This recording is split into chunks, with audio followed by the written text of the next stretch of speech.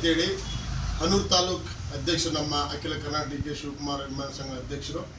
ಇವರು ಸತತ 6 ವರ್ಷಗಳಿಂದ ನಮ್ಮ ಡಿ ಕೆ ಸಾಹೇಬರು ಮುಖ್ಯಮಂತ್ರಿ ಆಗಲಿ ಅಂತ ಹೇಳಿ ಹರಕೆ ತೊಟ್ಟು 6 ವರ್ಷದಿಂದ ಅವರು ಪಾದರಕ್ಷೆಯನ್ನು ಹಾಕಿಲ್ಲ.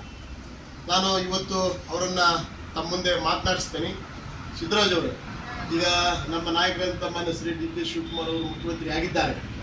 ಈಗಲಾದರೂ ಪಾದರಕ್ಷೆಯನ್ನು ಹಾಕಬೇಕು ಅಂತೇಳಿ ತಮ್ಮಲ್ಲಿ ನಾನು ಮನವಿ ಮಾಡ್ತೀನಿ. ತಾವೇನು ಹೇಳ್ತೀವಿ ಸರ್? ಇನ್ನೇನು ನಾವು ನಮ್ಮ ಸಾಹೇಬರು ಮುಖ್ಯಮಂತ್ರಿ ಆಗ್ತಿದ್ದಾರೆ, ಭಾರಿ ಸಂತೋಷ.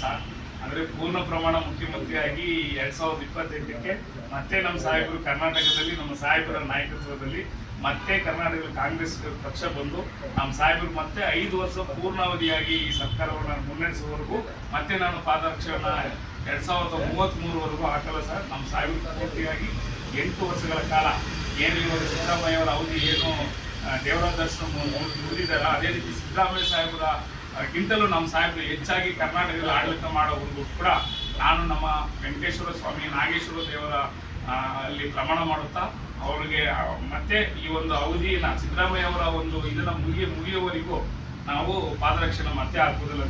ನೀವು ನಮ್ಮ ಮನವಿನೂ ತಿರಸ್ಕರಿಸ್ತೀರಿ? ಹೌದು ಸರ್. ಈಗ ನಮ್ಮ ಡಿ ಕೆ ಸಾಹೇಬ್ರ ನಿಮ್ಗೆ ಹೇಳಿದ್ರು, ಆಯ್ತಪ್ಪ ನಾನು ಮುಖ್ಯಮಂತ್ರಿ ಆಗಿದ್ದೇನೆ, ಪಾದರಕ್ಷೆ ಹಾಕು ಅಂತಂದ್ರೆ ಡಿ ಕೆ ಸಾಹೇಬ್ರು ಹೇಳಿದ್ರು ಸ್ವಾಮಿ, ಅವರಿಗೆ ನಾನು ರಿಕ್ವೆಸ್ಟ್ ಮಾಡ್ಕೊಳ್ತೀನಿ.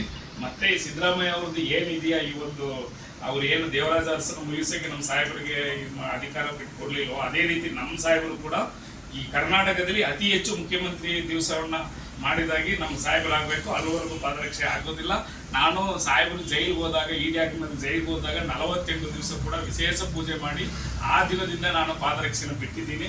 ಕರ್ನಾಟಕದಲ್ಲಿ ಅತಿ ಹೆಚ್ಚು ನಮ್ಮ ಸಾಹೇಬರು ಮುಖ್ಯಮಂತ್ರಿ ಆಗಿದ್ರು ಅನ್ನೋ ಒಂದು ಹೆಗ್ಗಳಿಕೆ ಬರೋವರೆಗೂ ಕೂಡ ನಾವು ಪಾದರಕ್ಷೆಯನ್ನ ಹಾಕೋದಿಲ್ಲ ಅಂತ ತೀರ್ಮಾನ ಮಾಡಿದ್ದೀವಿ. ಓಕೆ, ನಮ್ಮ ಇಡೀ ನಮ್ಮ ರಾಜ್ಯದ ಕೆಲವು ತಾಲೂಕುಗಳಲ್ಲಿ ಈ ಥರ ಅಭಿಮಾನಿಗಳು ನಮ್ಮಲ್ಲಿ ಕಂಡು ಬರ್ತಾರೆ. ನಾನು ಬೇರೆ ಬೇರೆ ತಾಲೂಕಿಂದ ನಮ್ಮ ಸಂಘದ ಪದಾಧಿಕಾರಿಗಳು ಮಂಡ್ಯ ಸೇವೆ ಮಾಡಿದ್ದಾರೆ. ಹೀಗೆ ಬೇರೆ ಬೇರೆ ಅದನ್ನು ಹೇಳ್ತಾ ದೊಡ್ಡ ಪಟ್ಟಿನೇ ಇದೆ. ಅದು ಆ ಸಂದರ್ಭ ಬಂದ ನಾನು ಮಾತನಾಡ್ತೀನಿ. ನಮಸ್ತೆ.